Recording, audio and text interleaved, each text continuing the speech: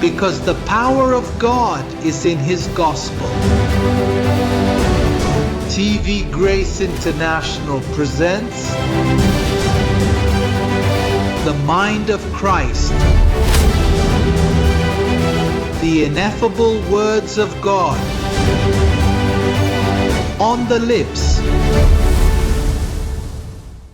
of the man Christ Jesus.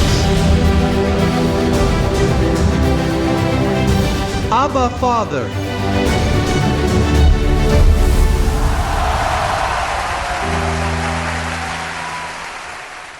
ठीक है।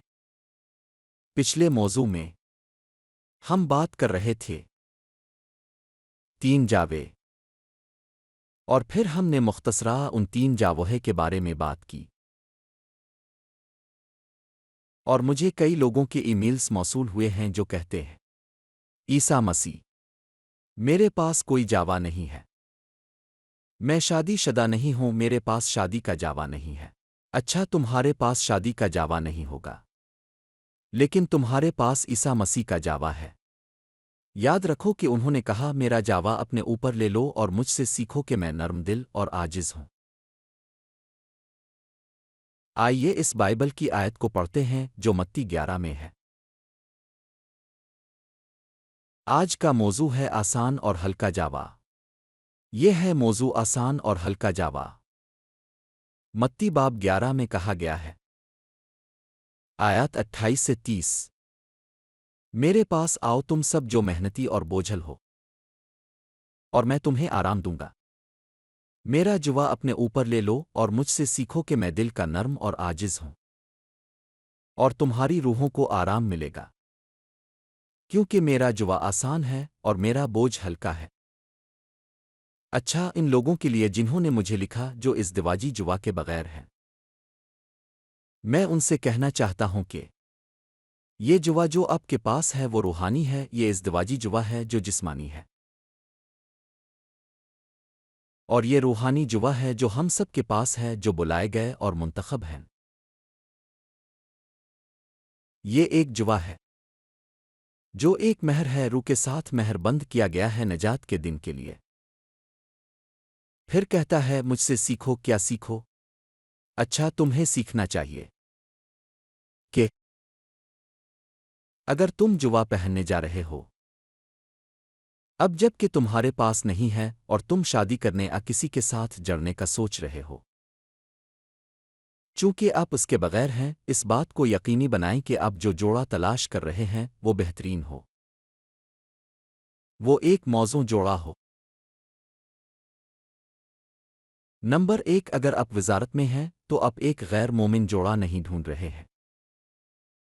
एक ऐसा शख्स जो रोशनी में नहीं है, क्योंकि जिनके पास पहले से जोड़ा है जो गैर मोमिनों के साथ रहते हैं वो इसे बर्दाश्त नहीं कर सकते। क्या आप नहीं देखते कि ये अंधेरा और रोशनी है? आप रोशनी में हैं और दूसरा शख्स नहीं, और एक ऐसे शख्स के साथ रहना मुश्किल हो जाता है जो रोशनी में नहीं है। वजारत के इस मरहले पर जो लोग गैर शादी शुदा हैं, जब तक कि वो पुलिस की सिफारिश पर अमल न करना चाहिए जो कहती है, अच्छा होगा कि आदमी मेरी तरह रहे बगैर शादी के, अगर उसके पास ज़ब्त नफस का तोहफा है, क्योंकि रसूल पौलुस, आइए पहली करनथियों 7 बाब की 7वें आयत पढ़ते हैं। कहता है, रसूल पाउल पहली करनथियों के खत में बाब 7 आयत 7 में कहता है, मैं चाहता हूं कि सब मर्द सुनो। सब पाउल बहुत जबरदस्त है, मेरे जैसे हों, लेकिन हर एक के पास खुदा का अपना तोहफा है। किसी के पास एक तरीके से और किसी के पास दूसरे तरीके से। मैं कहता हूं पस कुनवारों और बेवाओं से कि उनके लिए बेहतर होगा कि वो मेरे जैसे रहें, लेकिन अगर उनके पास ज़ब्त का तोहफा नहीं है तो शादी कर लें, क्योंकि शादी करना बेहतर है बजाय जलने के। इस लफ्ज़ को याद रखो, जलना, क्योंकि सबसे पहले हम समझते हैं कि शादी एक इज्जत है। वो कहता है वहां, मैं जल्दी से पहली करनथियों 7 पर वापस आता हूं, लेकिन शादी के बाइबल की बुनियाद के लिए पाउल बात करते हुए कहता है, इब्रानियों बाब 13 आयत 4 शादी सब में मुअज़्ज़ज़ हो और बिस्तर बेदाग हो।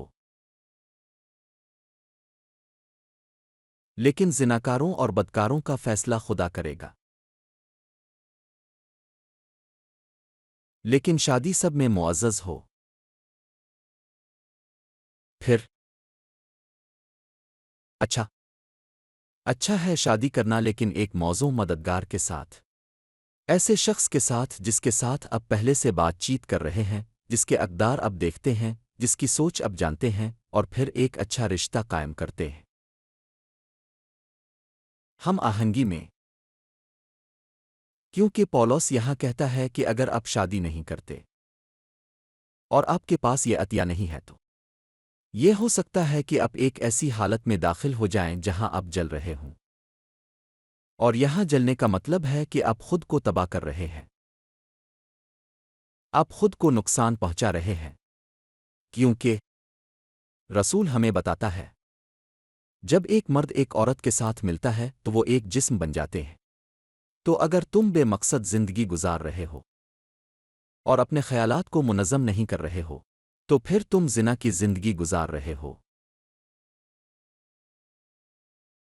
आइए देखते हैं कि पौलुस ज़िना के बारे में क्या कहता है। पहली करनथियों के 7वें बाब में 7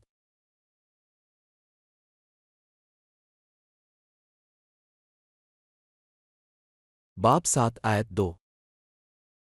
लेकिन ज़िनाकारी की वजह से हर एक को अपनी बीवी होनी चाहिए और हर औरत को अपना शौहर होना चाहिए।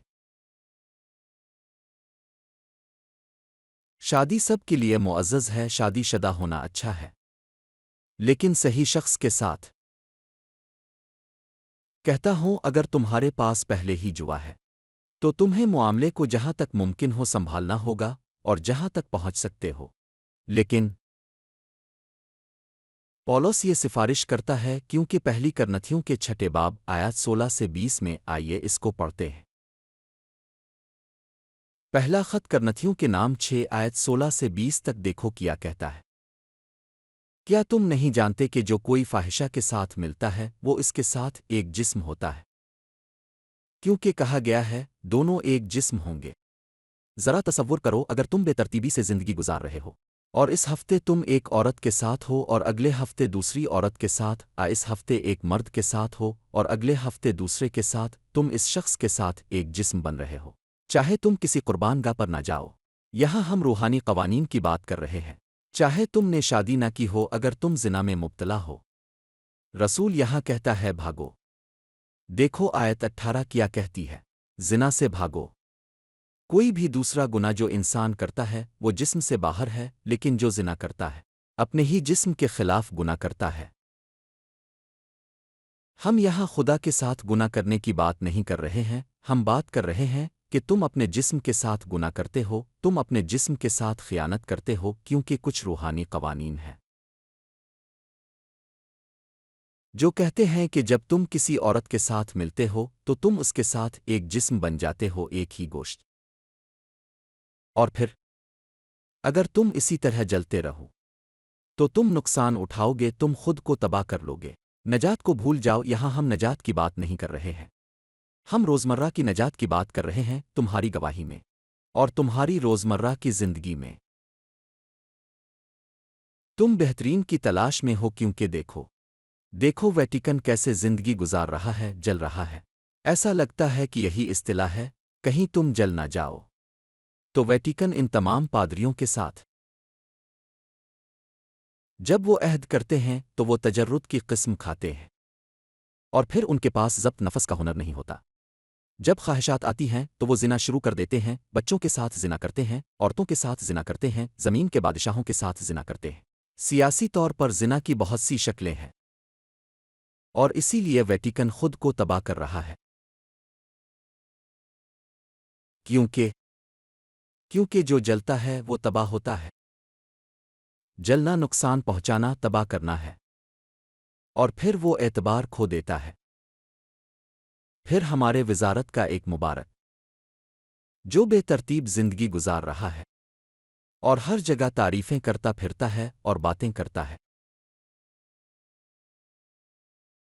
और जैसे कि वो खुद को वाजे नहीं करता। تو جو وہ کرتا ہے وہ جلنا اور نقصان پہنچانا ہے جب تک کہ اس پر اعتماد نہیں کیا جاتا۔ تم خود کو تباہ کر رہے ہو۔ میں کہتا ہوں بات یہ ہے کہ ماضی میں نے دیکھا، بات یہ ہے کہ ماضی میں ہم ماضی کی بات نہیں کر رہے، برکت والے ہم بات کر رہے ہیں کہ تبدیلی قریب آ رہی ہے۔ ہم ابھی کی بات کر رہے ہیں کہ تم بالغ ہو چکے ہو، کہ تم جسم کو آزاد نہیں چھوڑ سکتے کیونکہ تم جانتے ہو کہ جسم روح کے خلاف ہے اور روح جسم کے خلاف ہے۔ اور میں نہیں چاہتا کیونکہ میں دھمکی نہیں دے رہا جو یہاں گناہ سے آزاد ہے۔ پہلا پتھر پھینکے۔ جیسا کہ کہاوت کہتی ہے، ہم آزاد ہیں اور ہم گناہ کے لیے مردہ ہیں۔ نہ صرف آزاد بلکہ گناہ کے لیے مردہ۔ لیکن جو میں کہنے کی کوشش کر رہا ہوں، ہم ڈانٹ نہیں رہے بلکہ ہم مشورہ دے رہے ہیں کہ بہترین زندگی گزاریں اور بہتر، اور یہ کہ ہمیں اس کے برعکس نہ ہو۔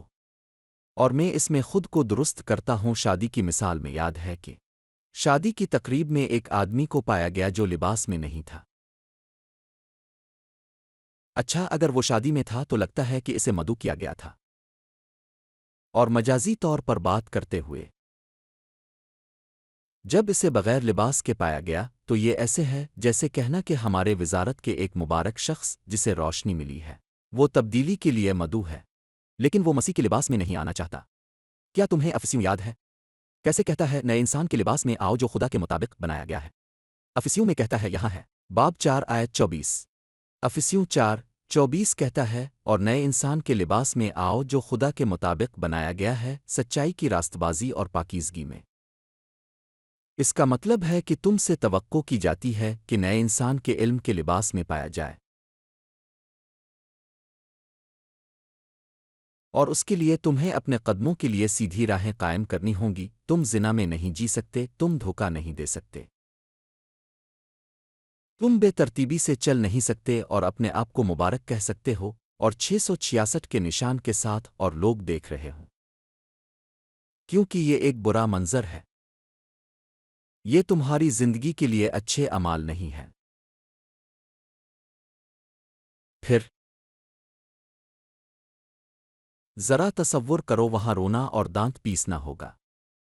کیا تم جانتے ہو کہ تم ایک مبارک جب تبدیلی آئے گی اور اچانک تم دوسروں کو ایک لازوال جسم کے ساتھ دیکھو گے اور تم ویسے ہی رہو گے جیسے کچھ ہوا ہی نہیں۔ یہ ایسے ہے جیسے کوئی شخص انعام جیتتا ہے اور اچھی طرح نہیں دیکھتا انعام کے نمبر اور نہیں جانتا کہ جیت گیا، اور انہیں ایک طرف رکھ دیتا ہے۔ اور کبھی کبھی وہ انعامات، کبھی کبھی ان انعامات کی ایک خاص میعاد ہوتی ہے، اور اچانک ایک دن تم چیک کرتے ہو اور نوٹ کرتے ہو کہ تم نے $14 ملین جیتے تھے، لیکن اب تم انہیں حاصل نہیں کر سکتے۔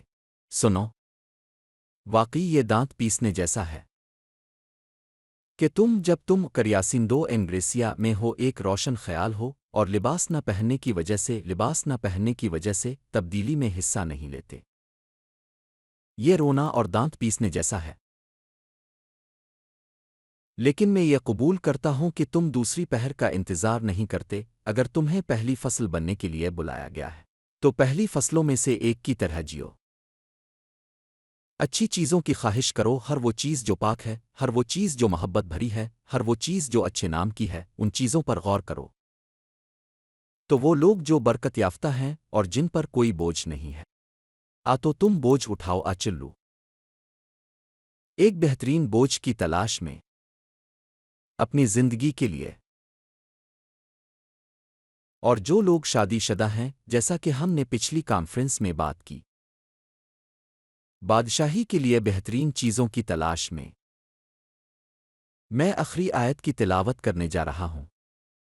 باب 6 آیت 19۔ کیا آپ نہیں جانتے کہ آپ کا جسم روح القدس کا مندر ہے، جو آپ میں ہے، جو آپ کو خدا کی طرف سے ملا ہے، اور آپ اپنے نہیں ہیں، کیونکہ آپ کو قیمت دے کر خریدا گیا ہے۔ بس اپنے جسم میں خدا کی تمجید کرو اور اپنی روح میں، دونوں جگہوں پر دیکھو۔ بس اپنے جسم میں خدا کی تمجید کرو اور اپنی روح میں جو خدا کی ہے، دونوں خدا کے ہیں۔ آپ کا جسم خریدا گیا، اپنایا گیا، خون کی قیمت پر خریدا گیا۔ آپ کی روح ایک ہی قربانی سے کامل ہے۔ تو برکت یافتہ میں الوداع کہتا ہوں، اگلی ملاقات تک جب ہم بادشاہی کا پیغام بانٹ سکیں گے، جب تک تبدیلی نہیں آتی۔ خدا حافظ اور اگلی کانفرنس تک۔